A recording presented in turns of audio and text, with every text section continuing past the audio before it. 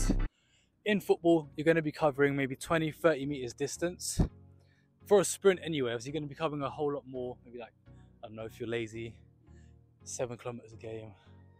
Some of you who are good at running might be covering 10 or 11.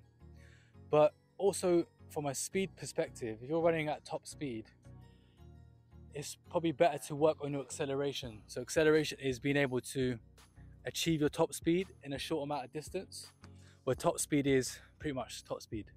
And not everyone can achieve their top speed in the distances that they get within football. So that's also important to consider.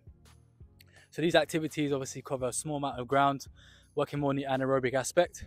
So if you want to work on top speed, then try and achieve a top speed within, I don't know, 15 meters, 20 meters. And that's why it's important. And also for the guys who have very good acceleration, but top speed isn't too great, you might also want to cover more distance, trying to achieve a higher top speed rather than just doing it at short distances. Hopefully that makes sense.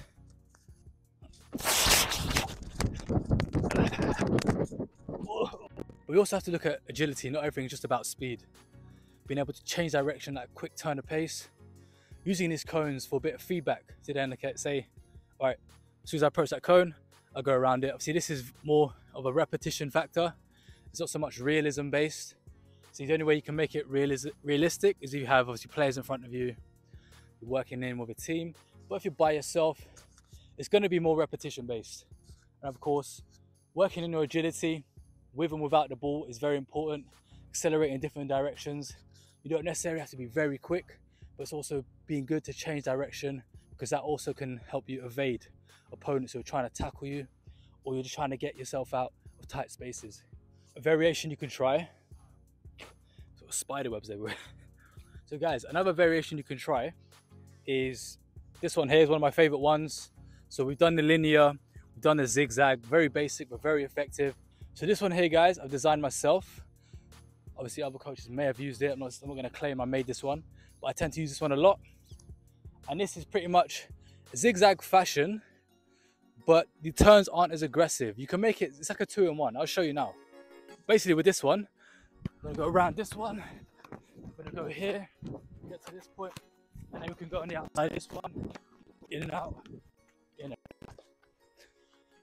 So for this one, guys, the turns aren't so aggressive because it's linear, so you're just going in and out.